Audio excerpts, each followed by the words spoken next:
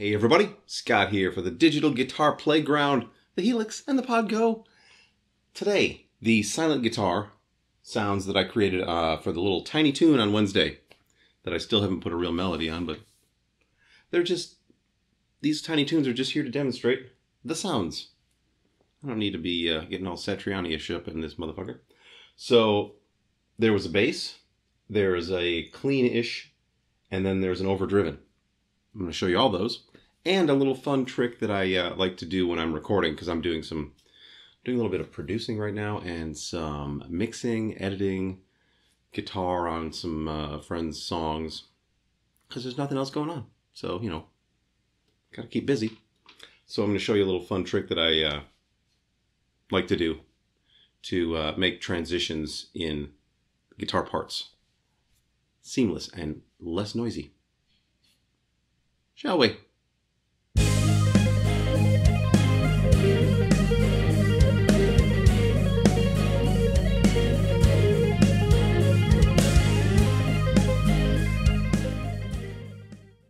Okay, let's go through the 3 presets I used on this tune. Here's the bass preset. It is super simple. It uses a quick gate. It's got some volume gain just because there's no amp happening. There's a pitch shifter. And no IR, no amp, no EQ. And a compressor. And then some volume on the outside, or on the output. So, you know, it's a pretty simple bass sound. And what I do is I use one of my Deva picks, and I'll demonstrate the sound of the Deva pick with the pointy end and then also with the rubberized end. With the rubberized end, I get a very finger-sounding bass part, but I can still use a pick. Win-win. Now, preset number 2 for this is not that one. It's this one. Now, this one is basically just a clean-ish electric part. I should have had the gate turned on for this one because it did require a little bit of gating. There's some volume happening, kinky boost, Jazz Rivet, my custom IR, and a bunch of EQing to remove, you know, low end, blah, blah, blah. Pitch shifter, and the dual tank reverb. This one also has some volume on the output. The extra reverb settings are like so. Pretty simple stuff. It's dirty on an electric guitar, but fairly clean, sort of clean, on the little bit hairy on the silent guitar. The final preset is overdriven. Now this is for the crunch sounds. And this one has the gate on, some volume. And with the silent guitar, you need to add volume, or I decided to. I don't know that I needed to. You can always push it with the silent guitar's volume itself if you want. There's a kinky boost, voltage queen. Together you get a, you know, nice dirty tone. It's not heavily overdriven, but it's dirty. My IR, some EQ. This is the same EQ, but lessened on the bottom end, so it's not removing as much. Same with this one, it's not totally carving out the bottom end. And then there's 70s chorus, and no reverb. 70s chorus is set like so. And there is a little bit of extra output volume. Would you like to hear them?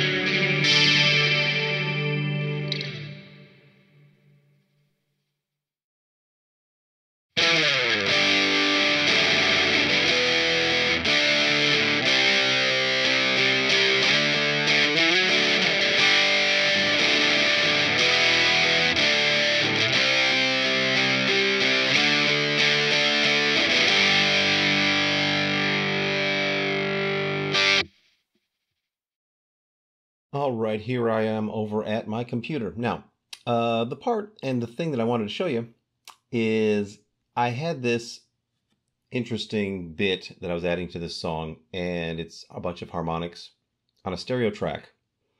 Now, I wanted to make it go left and right, so what you have to do in GarageBand or, Logic, is create a second track, copy and paste it, and then just chop off the pieces that you want to go left and right. So here's what it sounds like as it goes left and right.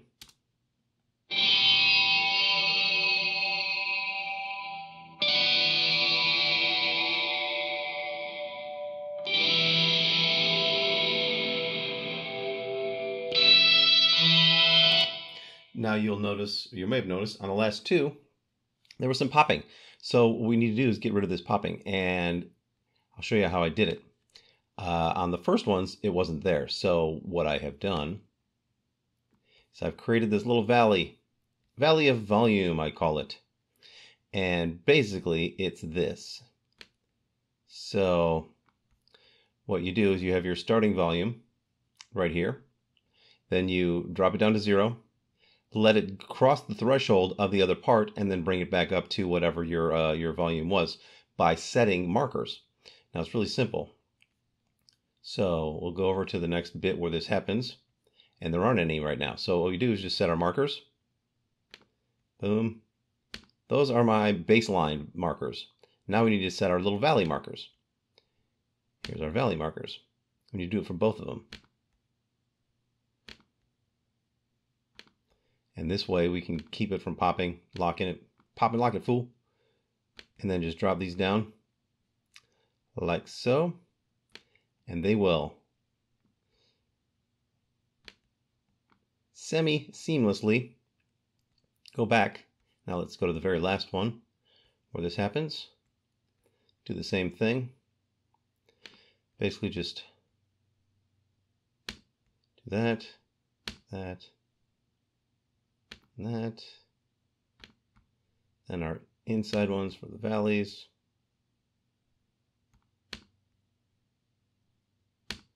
Kapow. Now, what happens with this one is, actually this one, the bottom one, I didn't need to do all this extra stuff. I just need to take it down and keep it down.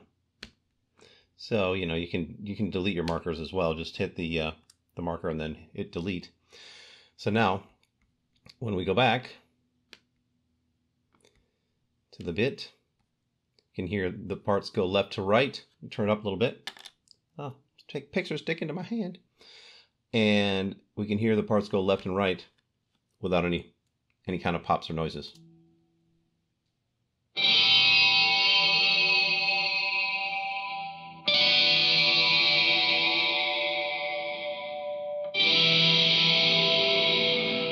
I heard a little bit of a thing though. So that means that I didn't set up my valley correctly. And oh yeah, here's the reason why.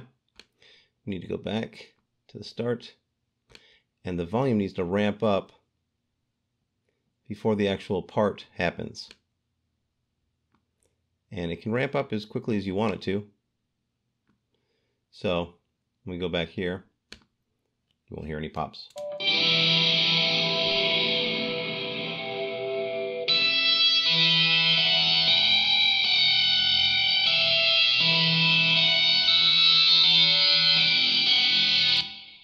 Good times. There you go, everybody.